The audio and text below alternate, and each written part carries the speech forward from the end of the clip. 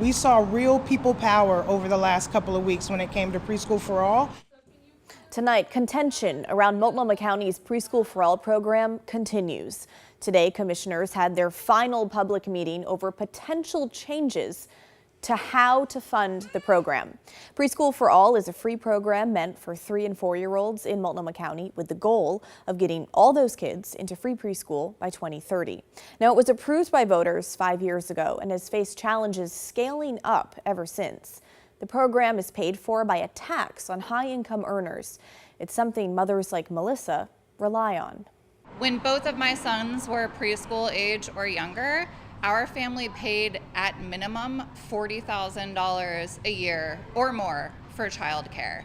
That amount of money is astronomical and not sustainable for most families in Portland. Preschool for All helps all families by giving us the stability that we need to work. Parents should not have to pay $40,000, $50,000 a year just to work and make sure that their children are well cared for. The program is preparing to serve nearly 4,000 children in more than 200 locations across the county during the upcoming year, and thousands of children are still on the wait list. So the need and the want for this type of program is there. But let's get back to the money, because that's where things have been heating up in recent months. Again, the program is funded by a tax on high-income earners. It's a 1.5% tax on taxable income above $125,000 for single filers and above $200,000 for joint filers. There's an additional 1.5% tax on taxable income above $250,000 for single filers and $400,000 for joint filers. The tax rate is set to increase by 0.8% in January of 2027. Now, since the tax is relatively new, it started in 2021, the thresholds have not been changed. And for several of the past few years, the tax has brought in way more than anticipated. Today, a county spokesperson told us the program has $425 million in dedicated savings. The county certainly wants to have some extra money as they try and expand in the coming years, but that is far more than expected. So Multnomah County Commissioner Julia Brim Edwards proposed to index the tax to inflation starting next year, which would push those income thresholds for people who have to pay the tax higher. Not everyone is on board. All indexing does is increase the amount of money that a person has to earn in order to have to pay the Preschool for All tax. Right now, we know that the tax is set up to reach full universality by 2030. If we begin to change the tax structure, we threaten the program in its entirety. Will it kill Preschool for All like these parents are saying it will? I don't believe so, and I wouldn't have put it forward if I thought that was the case. Indexing is a very standard mechanism that's in federal tax code, that's in state tax code, local jurisdiction tax code, that basically adjusts items in the tax code for inflation. And essentially indexing would say that you're not going to be pushed into a higher bracket, in this case pushed into paying the Preschool for All tax, only because we've had record levels of inflation over the last 5 years. All right, today, county commissioners voted to postpone Brim Edwards' proposal. It was a 3-2 vote. That means things will stay the same for now. Honestly, I'm disappointed in the vote today. I feel like they're kicking the can down the road when they should just be doing everything they can to make sure this program reaches all families in Multnomah County as fast as possible. So any of these changes that they're attempting to make right now are going to make it to where 3- and 4-year-olds today, 1- and 2-year-olds today won't get access to Preschool for All. Now, also against indexing the Preschool for All tax are 5 Portland city councilors. Today, I caught up with one of them, Councilor Mitch Green of District 4, which includes the entire west side of Portland. He and 4 other councilors sent this letter to county commissioners, asking them to vote no on changing the tax, among other things.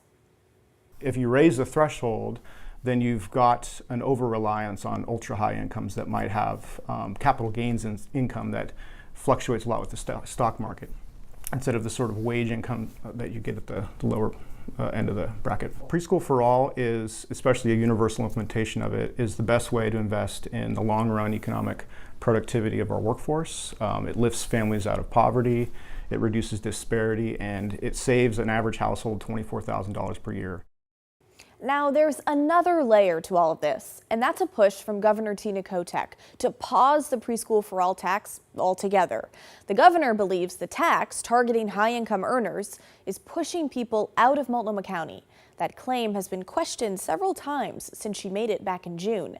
And this week, Councilor Green's office piled on with a study debunking the argument. Councilor Green's study shows that the number of households in Multnomah County that would have to pay the tax grew by nearly 30% from 2021 to 2023, and that the number of filers paying the tax increased by more than 16% in that same period. I appreciate the governor's concern with the state of the economy in Portland, but I think that she's looking at the wrong part of the economy. And I think this was a voter approved ballot measure, and it's scaling as we planned for it. Okay, I also talked with Multnomah County Chair Jessica Vega-Peterson today. She and the governor had a bit of a war of strongly worded letters around Preschool for All earlier this summer. One of the proposals that was coming down from the state was all about, changes that would effectively end the program. Indexing to me is different, and really looking at, a tax threshold. Do you think indexing to inflation would hurt the Preschool for All program? It will definitely have an impact, right? It is going to change the amount of revenue that's coming in, and I think we need to have a really clear understanding of what those impacts would be before we take that step. Okay, so what happens now? Again, commissioners voted today to give this more time before they make a final decision. The Preschool for All program has its own technical advisory group, or TAG. It's a group of local economists and policy experts that analyze the program and present recommendations to the commissioners. So now it's in their hands. No date has been set for when they have to present new recommendations. However, not all commissioners are happy with this TAG group in the first place. That I have lost total faith in our TAG and their work, and therefore I see the proposed path forward as something that would not provide me information that would change my position. I state that for a couple of reasons. One is I believe that the economic consultant that we hired is compromised for having taken business from another entity that has come out with a position to eliminate the Preschool for All program. I fundamentally can't trust a single thing that organization would give to us. Second, and there is an employee from that same company who is a voting member of the TAG, which seems unbelievable to me.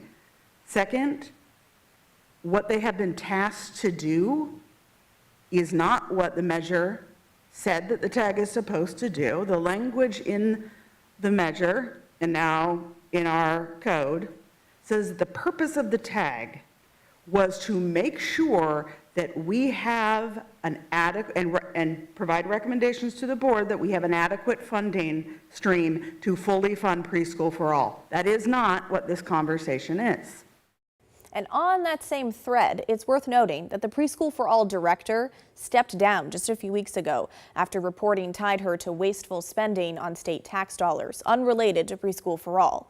And a recent Multnomah County audit found the program overall has been slow to meet goals and that more transparency is needed. So clearly, it's not all rainbows and sunshine for Preschool for All, but we'll be watching how this all plays out.